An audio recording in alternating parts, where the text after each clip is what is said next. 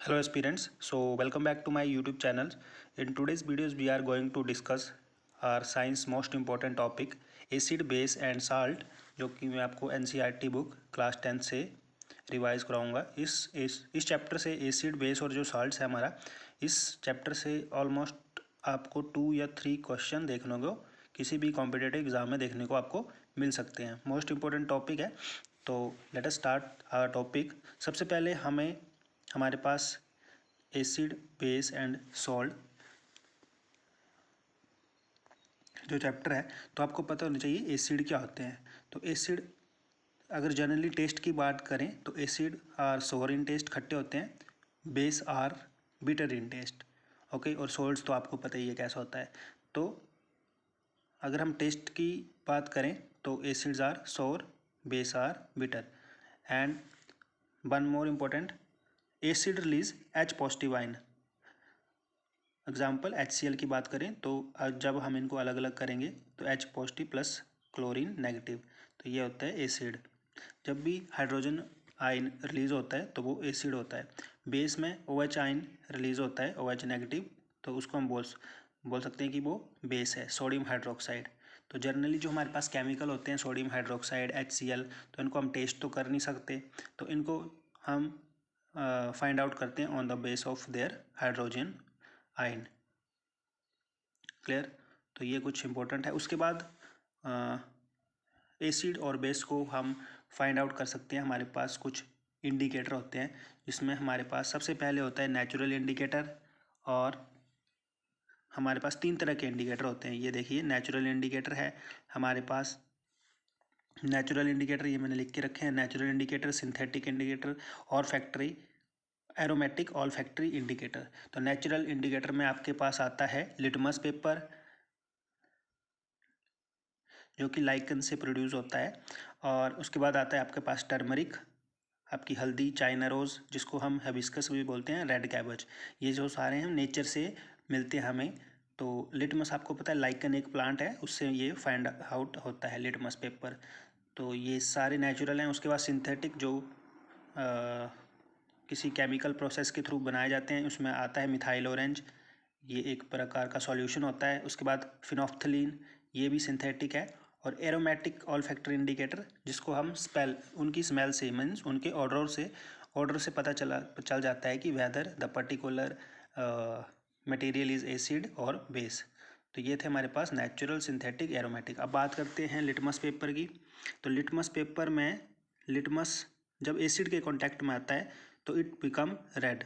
अगर blue litmus है तो रेड में चेंज हो जाएगा, दैट इज, तो हम उसको बोल सकते हैं कि वो एसिड है।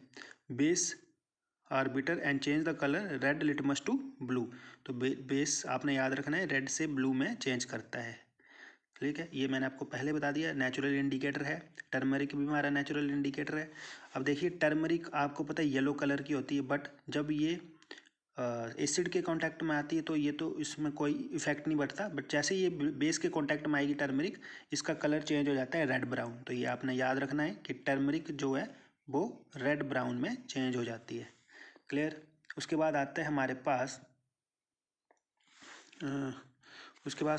पास आता है सिंथेटिक में मिथाइल ऑरेंज देख लीजिए।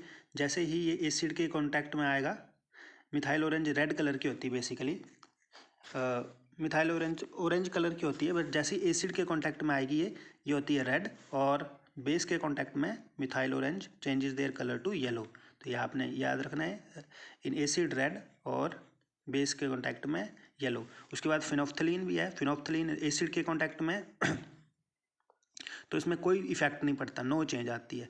ठीक है, phenolphthalein no change in acid, but जैसे ही बेस के कांटेक्ट में जाती है इट्स टर्न टू पिंक। तो पिंक जो है वो एक ही केस में होते हैं पूरे हमारे एसिड बेस में, दैट इज़ फिनोफ्थलीन। ये आपने याद रखना है, इंपॉर्टेंट है। तो जैसे ये बेस के कांटेक्ट में आएगी फिनोफ्थलीन, जो भी हमारा सॉल्यूशन है, तो वो चेंज हो जाएगा पिंक कलर में। क्लियर?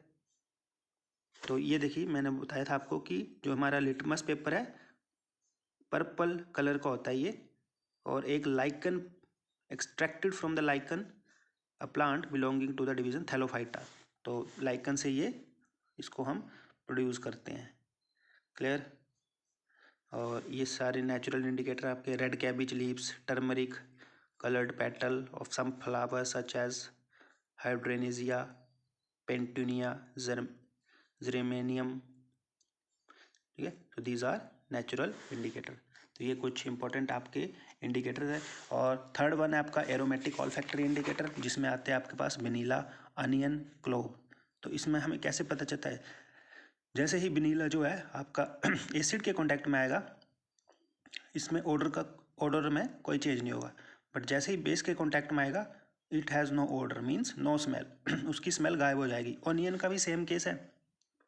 ऑनियन जैसे ही एसिड के कांटेक्ट में आएगा तो उसमें कोई इफेक्ट नहीं आएगा, बट जैसे ही उसका बेस के कांटेक्ट में आएगा अनियन तो उसका ऑर्डर चेंज हो जाता है। ऑर्डर मीन्स उसकी स्मेल गायब हो जाती है। क्लोव का भी सेम है। क्लोव एसिड के कॉन्टैक्ट में एज इट इज़ ऑर्डर रहेगा, बट जैसे ही वो बेस के कॉन्टैक्ट में आएगा तो नो ऑर्डर, उसका कोई ऑर्डर नहीं रहेगा, स्मेल उसकी गायब हो जाएगी। सो ये है ऑल्फैक्टरी इंडिकेटर, जो कि हम जो है वो स्मेल के थ्रू फाइंड आउट करते हैं। क्लियर। और नेक्स्ट एक इम्पोर्टेंट क्वेश्चन याद रख लीजिए आप, कि जब भी हम एसिड का रिएक्ट मेटल के साथ करवाते हैं, acid how do acid and base react with metal. जब भी एसिड जो है मेटल के साथ रिएक्ट करता है तो हाइड्रोजन गैस प्रोड्यूस होती है। क्लियर। और हमारे पास सॉल्ट बनता है। क्लियर। हाइड्रोजन गैस और सॉल्ट का फॉर्मेशन होता है। क्लियर। तो ये थे कुछ हमारे पास इम्पोर्टेंट एसिड बेस और सॉल्ट से related question. I hope you understand. Thank you.